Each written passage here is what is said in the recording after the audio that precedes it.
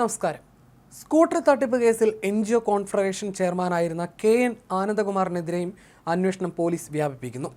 അറസ്റ്റിലായത് അനന്തകൃഷ്ണനാണെങ്കിലും മുഖ്യ സൂത്രധാരനായി നിന്നത് ആനന്ദകുമാർ ആണെന്ന വിധത്തിലാണ് സംഭവങ്ങൾ പുറത്തുവരുന്നത്. അതേസമയം അനന്തവിന്റെ മൊഴിയും പരിശോധിക്കും. ആനന്ദകുമാറിന് എല്ലാ മാസവും 10 ലക്ഷം രൂപ വീതം നൽകിയിരുന്നുവെന്ന് അനന്തകൃഷ്ണൻ മൊഴി നൽകിയിട്ടുണ്ട്. ഈ മൊഴിയുടെ അടിസ്ഥാനത്തിലും അന്വേഷണം സായി ഗ്ലോബൽ ട്രസ്റ്റ് ചെയർമാൻ കൂടിയായ ആനന്ദകുമാറിലേക്ക് വ്യാപിപ്പിച്ചിട്ടുണ്ട്. പകുതി വിലയ്ക്ക് സ്കൂട്ടർ വാഗ്ദാനം ചെയ്തുള്ള തട്ടിപ്പിന്റെ പൂർണ്ണ ഉത്തരവാദിത്തം അനന്തകൃഷ്ണനാണെന്ന് നേരത്തെ ആനന്ദകുമാർ പറഞ്ഞിരുന്നു. മാസങ്ങൾക്ക് മുമ്പ് എൻജിഒ കോൺഫെഡറേഷനിൽ നിന്നും രാജിവെച്ചതാണെന്നും പിന്നീട് സംഭവിച്ച കാര്യങ്ങളുമായി ബന്ധമില്ലെന്നും അദ്ദേഹം പറഞ്ഞു. സ്കൂട്ടർ വിതരണം ചെയ്യുന്ന പദ്ധതി കോൺഫെഡറേഷന് മുന്നിൽ അവതരിപ്പിച്ചത് അനന്തകൃഷ്ണനാണ്. പണം മുഴുവൻ വാങ്ങിയതും അനന്തവിന്റെ അക്കൗണ്ടിലേക്കാണെന്നും ആനന്ദകുമാർ പറയുന്നു. പദ്ധതിയുമായി ബന്ധപ്പെട്ട കാര്യങ്ങളിൽ കൃത്യമായ വിശദീകരണം നൽകാതെ വന്നതോടെയാണ് ഫെഡറേഷനിൽ നിന്നും രാജിവെച്ചതെന്നും ആനന്ദകുമാർ മാധ്യമങ്ങളോട് പറഞ്ഞിരുന്നു. എന്നാൽ എല്ലാ മാസവും നിശ്ചിത തുക ആനന്ദകുമാറിന് നൽകിയിരുന്നുവെന്നാണ് അനന്തകൃഷ്ണൻ പോലീസിന് നൽകിയ മൊഴി. പിന്നീട് അദ്ദേഹവുമായി തെറ്റിയെന്നും സ്കൂട്ടർ വിതരണവുമായി ബന്ധപ്പെട്ടാണ് തെറ്റിയതെന്നും അനന്ത് പോലീസിനോട് പറഞ്ഞു.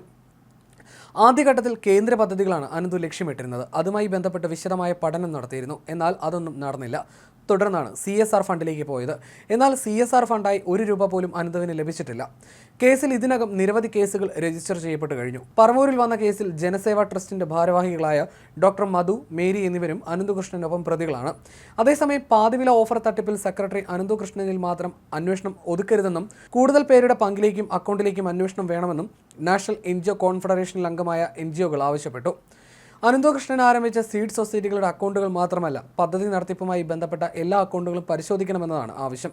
കൂട്ടായ്മയിൽ അംഗമായ സന്നദ്ധ സംഘടന നൽകിയ പരാതിയെ തുടർന്ന് നടക്കാവ് പോലീസ് രജിസ്റ്റർ ചെയ്ത കേസിൽ എൻജിഒ കോൺഫെഡറേഷന്റെ ഭാരവാഹികളെയും ഭരണസമിതി അംഗങ്ങളെയും പ്രതി ചേർത്തിട്ടുണ്ട്.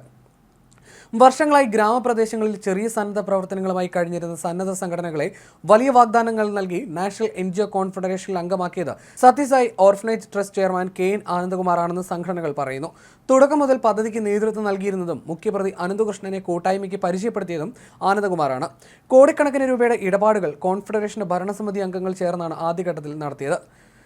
അനന്തകൃഷ്ണനെ സംഘടനയ്ക്ക് മുന്നിൽ പരിചയപ്പെടുത്തിയതും സെക്രട്ടറിയാക്കിയതും ആനന്ദകുമാറാണ്. പിന്നീട് അനന്തകൃഷ്ണൻ എന്ന ഒറ്റ വ്യക്തിയിലേക്ക് സാമ്പത്തിക ഇടപാടുകൾ പരിമിതപ്പെടുത്തിയതിന് പിന്നിൽ ആരുടെ ഇടപെടലാണെന്ന് കണ്ടെത്തണമെന്നതാണ് സംഘടനകളുടെ ആവശ്യം.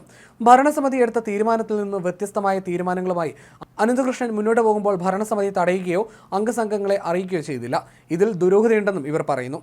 അനന്തകൃഷ്ണൻ ആരംഭിച്ച സീഡ് സൊസൈറ്റികൾ കോൺഫെഡറേഷനിൽ അംഗമായിരുന്നില്ല. എന്നിട്ടും സീഡ് സംഘങ്ങൾ എങ്ങനെ കോൺഫെഡറേഷന്റെ ലേബലിൽ പ്രവർത്തിച്ചു?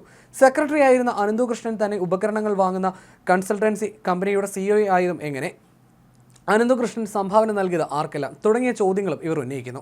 ആദ്യഘട്ടത്തിൽ കോൺഫെഡറേഷൻ നന്നായി നടത്തിയിരുന്ന പദ്ധതിയിൽ ഒട്ടേറെ പേർക്ക് ഉപകരണങ്ങൾ നൽകിയിരുന്നു. പിന്നീട് കോൺഫെഡറേഷനെ മറികടന്ന് അനന്തകൃഷ്ണൻ സ്വന്തമായി ഉണ്ടാക്കിയ സീഡ് സംഘങ്ങളെ ഉപയോഗിച്ച് പദ്ധതി നടപ്പാക്കി തുടങ്ങി. ഓരോ ഇടപാടിനും കമ്മീഷൻ ലഭിക്കുമെന്നായപ്പോൾ സീഡ് സംഘങ്ങൾ വൻതോതിൽ ആളുകളിൽ നിന്ന് അപേക്ഷ സ്വീകരിച്ചു. ഗുണഭോക്താക്കളുടെ എണ്ണം ക്രമാതീതമായി ഉയർന്നപ്പോൾ കൃത്യസമയത്ത് ഉപകരണങ്ങൾ നൽകാൻ കഴിഞ്ഞില്ല. ഈ പ്രതിസന്ധി ചെയർമാൻ ആനന്ദകുമാർ അടക്കമുള്ളവരെ അറിയിച്ചിരുന്നു.